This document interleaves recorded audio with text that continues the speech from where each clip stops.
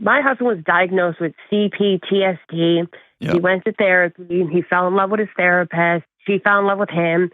And then it was pulled from underneath her because it got too, can't do that with a therapist. No. Hold on. How did this happen? He went to therapy, and over time, they both just had a connection. There was no therapy actually done in the 4 months he was seeing her.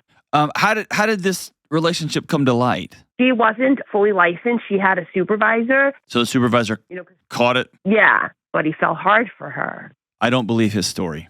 The number one no-no in all of therapy is you can don't have intimate or physical or any kind of relationship, because the anonymity is the cornerstone. You can't do it without that level of trust.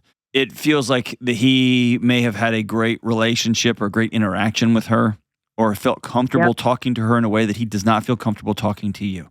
Yep. And depending on what his TSD is or what it roots from, he might take the feeling of comfort as a feeling of intimacy and love that he does not have with you. But I almost wonder if he is coming up with a story to give him the ability to create distance with you, because he doesn't have the courage to say he's not okay in this relationship right now.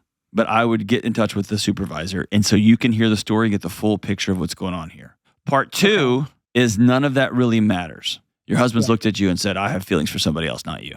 Yeah. Talk to me about that.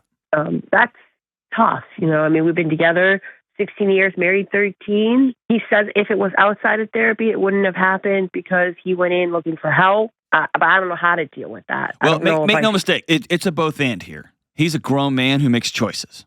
And if his story is 100% true, which it might be, he was absolutely taken advantage of.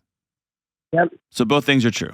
And so I can imagine a guy with complex PTSD trying to figure out how to his nervous system to feel safe enough to do relationships. I can imagine him just answering the questions before him, and you get a voyeuristic grad student who just drags him underwater. I could see that happening. And also, the moment he says, I'm in love with her, is the moment as a grown man he has to say, I don't know what kind of relationship this is, but it's too far. So it's both and, right? Do you want to stay married to this guy?